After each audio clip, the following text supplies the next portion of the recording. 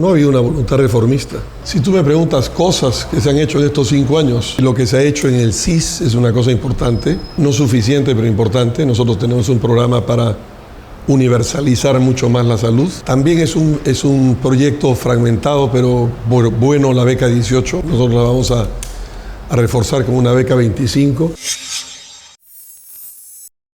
¿Qué cosa es un modelo? Un modelo o un sistema es la manera en que las partes están organizadas en un todo. Entonces yo creo que puede haber partes buenas, pero la organización no está bien. Yo creo que este es un modelo en donde fundamentalmente no se ha protegido a los ciudadanos, no se ha protegido los intereses del país debidamente, y en la práctica el Perú es hoy día una fábrica de desigualdades. De modo que yo creo que hay que hacer cambios muy profundos. El Perú, como está organizado, no funciona nada. Por ejemplo, se habla de educación y uno dice, muy bien, pero ¿por qué no hablamos de la preeducación? Y resulta que el Perú, con todos los recursos inmensos, la renta natural inmensa, tiene departamento con desnutrición infantil de 1 de cada 2 niños, ¿no? En los departamentos mineros ricos. ¿Eso es el modelo? Si ese es el modelo, voy a cambiarlo.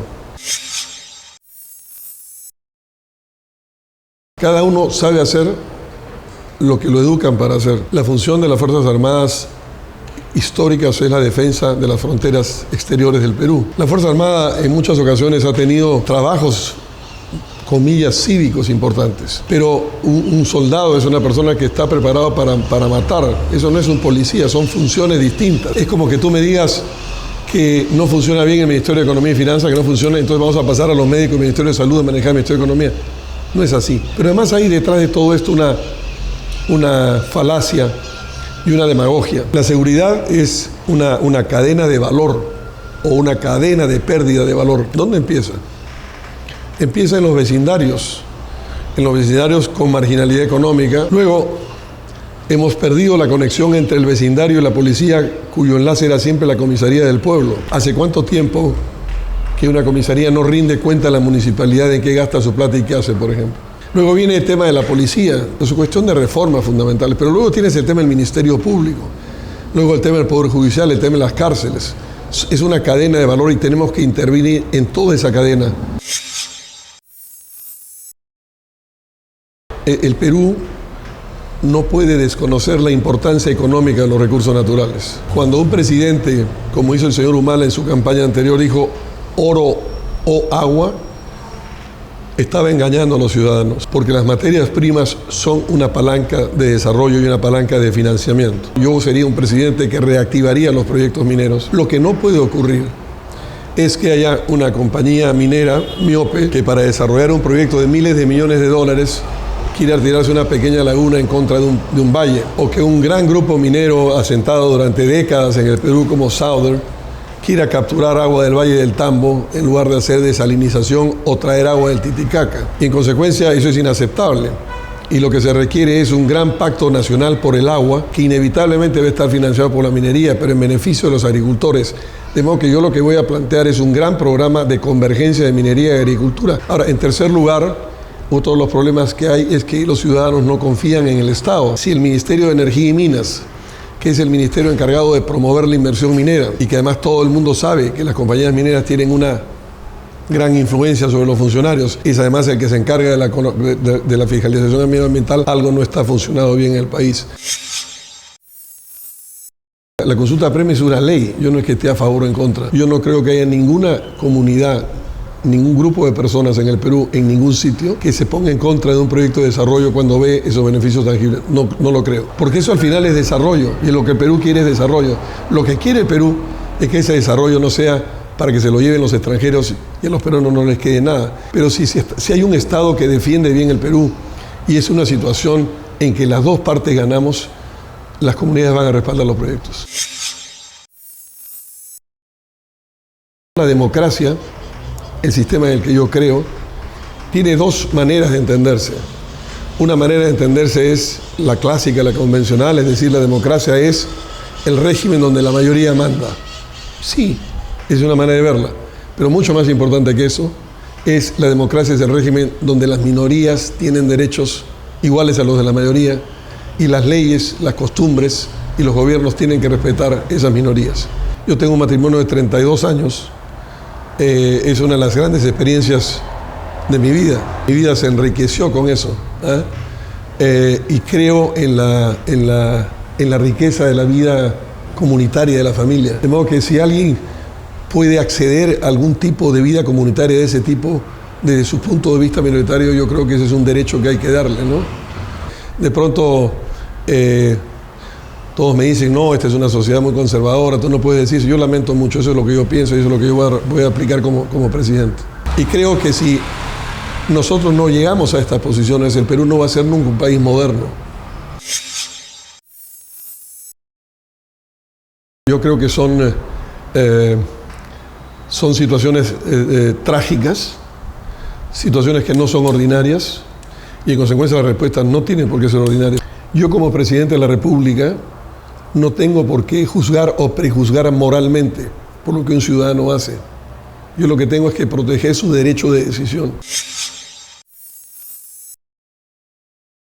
En el corto plazo, yo creo que lo que tenemos que hacer es restablecer, o no restablecer porque no ha existido antes, sino crear una sociedad de bienestar, un piso común de igualdad de oportunidades. ¿En qué hay ese piso común de igualdad de oportunidades? En las cosas elementales, en el trabajo, en que las condiciones generales del trabajo sean igualitarias, en la salud, en la educación y en la seguridad. Y el otro elemento fundamental es en el retiro.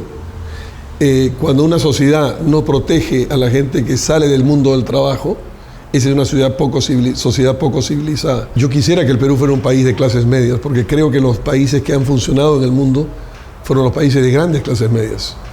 Cuando los países tienen grandes clases medias, son sociedades mucho menos violentas, son sociedades más tolerantes, son sociedades mucho más dinámicas económicamente, son sociedades con democracias estables.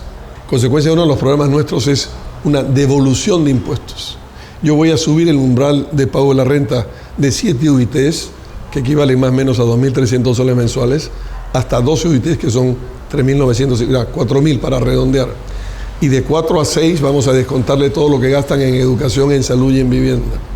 Naturalmente esto, igual que el fondo de pensiones que habría que crear para pensiones para todos, significan caídas de ingresos fiscales en el corto plazo, no en el largo plazo, porque esa plata que le vamos a devolver a los ciudadanos de verdad, no a los dueños de las empresas, sino a los ciudadanos de carne y hueso, a las 3,5 millones de familias que pueden ser favorecidas con esto, se van a reinyectar en la economía. Ahora, de todas maneras, igual que en el tema de pensiones, para completar tu pregunta, significan en principio en el corto plazo presuntas caídas fiscales. Bueno, pero tenemos que sacarlas de otros lados. ¿De dónde lo vamos a sacar? De una nueva relación. Yo decía que había un pacto social nuevo que hay que hacer entre el Estado y los ciudadanos, pero hay también que hacer un segundo nuevo pacto, que es un pacto entre el Estado y las industrias extractivas distintas. Ahí es donde viene todo el tema del gas, de modo que a largo plazo en mi programa las cuentas están bastante equilibradas. La violencia doméstica y la falta de respeto a las mujeres es algo que a mí me parece dramático. Es un tema en el que creo que hay que intervenir. Los derechos humanos han sido y son una larga historia del mundo.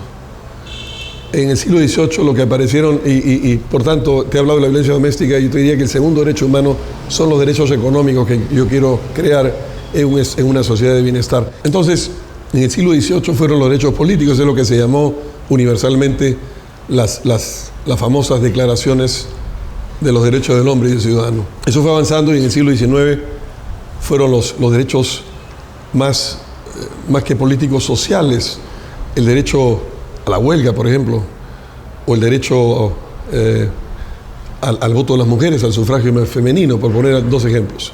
Y en el siglo XX, sobre todo después de la Gran Depresión del 29, fueron los derechos económicos. Y yo creo que estos son los 3 pisos de derechos humanos. En consecuencia, y este tercer piso de derechos humanos, en la nueva ideología liberal de los últimos 25 años, los hemos pulverizado y los hemos botado a la basura. Yo quiero restablecerlos porque son una dimensión fundamental de la ciudadanía. Las grandes discusiones son, oiga, nosotros tenemos que enfrentar esto. Hay varias preguntas, ¿no? ¿Lo puedo enfrentar de una manera nacional o esto es un esfuerzo de carácter internacional?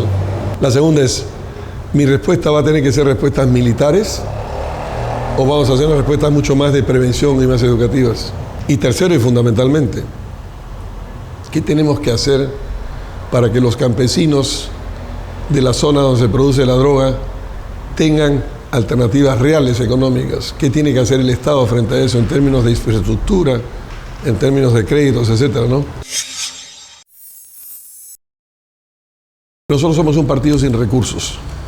En 1956, Belaúnde se lanzó la candidatura y abrió los brazos y dijo: estoy aquí solo. Yo estoy como Belaúnde solo, sin millones, pero sin ladrones. Nuestra campaña creo que nos va a costar 1,5 millones de soles. Creo que esa campaña va a costar más o menos unos 500.000 soles en movilizaciones y 1 millón de soles en medios. Y eso va a ser financiado probablemente con aportes personales míos, algunos familiares míos, mis vicepresidentes, y no mucho más que eso. Sé que gente no usaría. Por ejemplo, sé a quién no pondría en el Ministerio de Economía, qué tipo de personas no pondría en el Ministerio de Economía. No pondría ningún funcionario que venga del Fondo Monetario Internacional. No buscaría a nadie que haya estado ligado a las AFPs. Trataría de buscar gente que esté... Me gustaría si hubiera algún provinciano, alguien desarrollista, alguien que... En fin, tengo varios nombres en la cabeza, pero sí sé el tipo de personas que no usaría.